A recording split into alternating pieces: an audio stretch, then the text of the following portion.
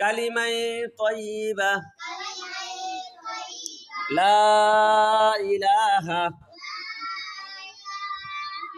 ইল্লাল্লাহু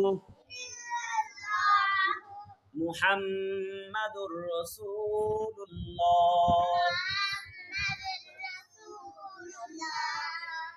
রাসূলুল্লাহ লা ইলাহা ইল্লাল্লাহু মুহাম্মাদুর রাসূলুল্লাহ লা ইলাহা ইল্লাল্লাহু মুহাম্মাদুর রাসূলুল্লাহ।